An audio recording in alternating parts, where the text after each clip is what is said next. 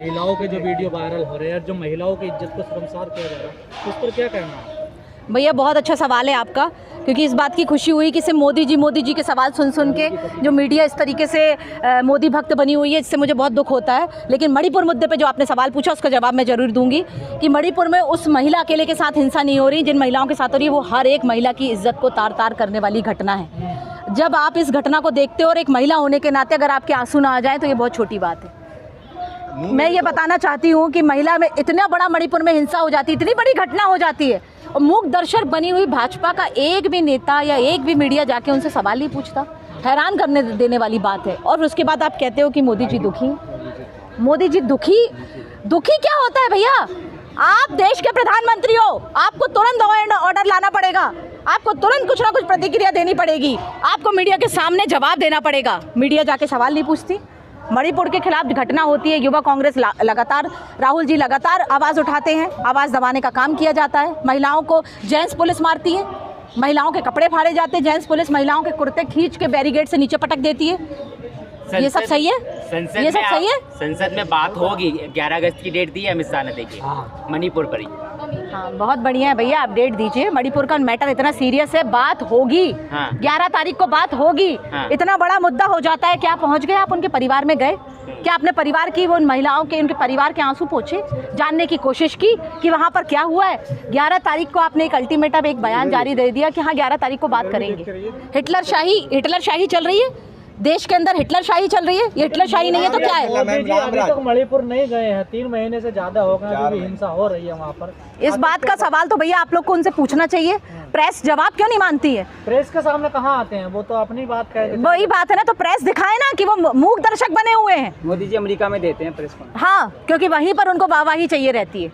देश से उनको कोई लेना देना नहीं है। मैं आपको बता रही हूँ, देश बेच दिया है उन्होंने। नोटबंदी विकास कर रहा है, आप बेचने की बात कर रहे हैं। विकास हो रहा है। विकास बीजेपी के नेताओं का विकास हो रहा है। बीजेपी के नेताओं का विकास हो रहा है।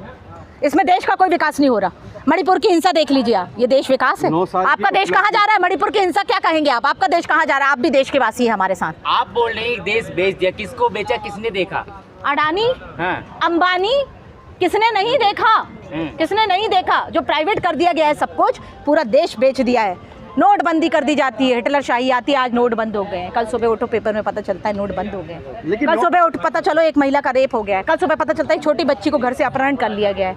कल सुबह पता चलता है महंगाई चरम सीमा पे, गैस सिलेंडर के दाम बढ़ गए। कल सुबह पता चलता है पेपर में कि फलाना किसान फलाने प्रदेश में आत्महत्या कर लिया है, फांसी पे लटक गया है, अपने पीछे 4 बच्चों को छोड़कर फांसी पर लटक गया है। कल सुबह पता चलता है कि पूरे परिवार ने जहर खाकर आत्महत्या कर ली। मुद्दा पता चलता है तो लोन, बेरोजगारी, लिया हुआ कर्ज। ये तो कांग्रेस सरकार में भी पहले था ना ये सब। कांग्रेस सरकार ने हमेशा सामने आकर जवाब दिया है। अगर कोई भी घटना घटी है उसका सामना किया है और उसके जो भी दोषी हैं उनको दंड देने का काम कांग्रेस सरकार ने किया है। भाजपा जो है अपने 9 साल की उपलब्धियां गिनवा रही है, उस पर क्या कहेंगे? 9 साल बेमिसाल वो भाजपा के लिए है। भाजपा के लिए तो बेमिसाल है। भ्रष्टाचार चरम पे था, उनके घर भर गए, तो बेमिसाल है भाजपा के 9 साल। मोदी जी ने तो नारा न खाऊंगा न खाने दूंगा। वो तो सबको पता है कि उनके कितने भ्रष्टाचार है। भाजपा के बराबर भ्रष्ट सरकार और बीजेपी के बराबर भ्रष्ट कोई पार्टी देश में नहीं। वो कांग्रेस के नेता कैसे शामिल हो गए उसमें जाकर? देखिए कांग्रेस के नेता भी लगातार। देखिए भैया, एक चीज होती है कांग्रेस के नेता, कांग्रेस बहुत बड़ा समुद्र है। यहाँ व्यक्तिगत किसकी क्या राजनीति है, व्यक्तिगत आदमी क्या निर्णय लेता है, उसका व्यक्तिगत निर्णय है। कांग्रेस पार्टी बहुत बड़ा समुद्र है। आज़ादी के समय से कांग्रेस लड़ाई लड़ते आई है। कुछ गद्दार पार्टी के अंदर होते हैं, कुछ बेईमान पार्टी के अंदर होते हैं, कुछ लालची पार्टी के अंदर होते हैं, जो कुछ लालच के कारण सत्ता बदल लेते हैं। पर ऐसे लोगों की औकात दूसरी पार्टी में भी कुछ नहीं रह जाती। महाराज जी मध्य प्रदेश से आते हैं, ग्वालियर के राजा, वो चले गए आपकी पार्टी छोड़कर। देखिए, ये उनका व्यक्तिगत निर्णय है। हमने आपको अभी क्या बोला इसका जवाब मैं पहले ही दे चुकी हूँ। क्या होगा मध्य प्रदेश चुनाव में? क्या होगा मध्य प्रदेश चुनाव में? एक तरफा कमलनाथ जी की सरकार आ रही है, कांग्रेस की सरकार आ रही है। सबसे ज्यादा विधायक कांग्रेस के आ रहे हैं। पिछले बार भी कांग्रेस की सरकार आई थी। किसी को खरीद के सरकार बना लेना, जनता का वोट नहीं होता। मध्य प्रदेश में अच्छा, वो फिर खरीद लेंगे, क्या करोगे? बीजेपी को फिर खरीद लेंगे वो तो। ऐसे कैसे खरीद लेंगे? हर बार कोई वो नहीं होता ना, हर बार कोई धोखेबाज, हर बार कोई धोखा नहीं देता। विधायक बिकते ही क्यों हैं? हमारे विधायक कोई नहीं बिकते, कुछ व्यक्तिगत, मैंने आपको बोला, कुछ व्यक्तिगत लोगों की वजह से पार्टी के ऊपर कोई सवाल नहीं उठता। कुछ व्यक्तिगत लोगों के कारण पार्टी के ऊपर कोई सवाल नहीं उठता। पार्टी बहुत बड़ी पार्टी है। बागेश्वर धाम के जो बाबा हैं वो आपके साथ नहीं है, बीजेपी के साथ हैं। ये उनकी व्यक्तिगत, उनकी राजनीतिक सोच है कि उन्होंने किस पार्टी को चुना है, इससे कोई लेना देना नहीं। वो एक धर्म की जब बात करते हैं तो धार्मिक हम सुनते हैं, धर्म से हमारी आस्था है, हम धार्मिक रूप से उनको सुनते हैं, लेकिन उनकी राजनीतिक जो उनके विचार है उससे हमारे विचार बिल्कुल मेल नहीं खाते। तो छिंदवाड़ा में कमलनाथ जी स्वागत कर रहे थे। मैंने आपको अभी कहा कि कांग्रेस पार्टी ढकोसला या ढोंग नहीं करती धर्म का। कांग्रेस पार्टी की दिल से आस्था है हनुमान जी में, राम जी में, सभी देवी देवताओं में। कांग्रेस पार्टी उसी के तहत जब कोई धर्म की बात करता है, भगवान की बात करता है, उसको सुनने बुलाते हैं, लेकिन राजनीतिक उनकी क्या सोच है उससे कांग्रेस पार्टी का कोई लेना देना नहीं। सरकार हर जगह बन रही है, मध्य प्रदेश में बन पाएगी आपकी सरकार? हमारी सरकार बनी बनाई है, हमें तो पूरा पता है कि कांग्रेस को जनता बहुत चाह रही है। कांग्रेस के साथ है मध्य प्रदेश की जनता, पिछले बार भी थी और इस बार भी है। मोदी जी भगवान हैं।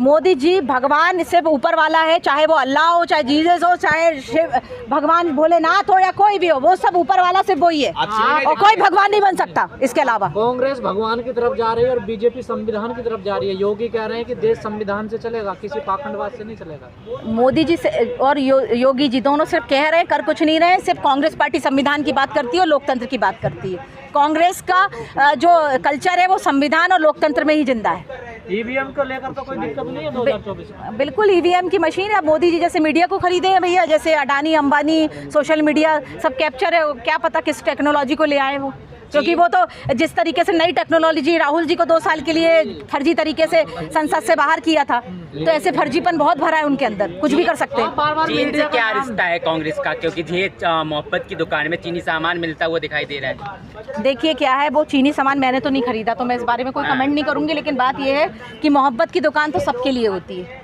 नफरत की दुकान नहीं है हमारे पास भैया, हमारे पास तो मोहब्बत की दुकान है। पाएंगे जैसे मणिपुर और नू में हिंसा। बिल्कुल, तभी वहाँ पर तुरंत यूथ कांग्रेस वहाँ पर सामान देने का, जो भी उनको सुरक्षा देने का काम यूथ कांग्रेस ने वहाँ जाके किया, कांग्रेस पार्टी ने किया, कांग्रेस के लीडर्स ने किया। तत्काल वहाँ कांग्रेस के लीडर वहाँ पहुँच गए और हमने जाके वहाँ मोर्चा संभाला, जबकि ये काम सरकार का था।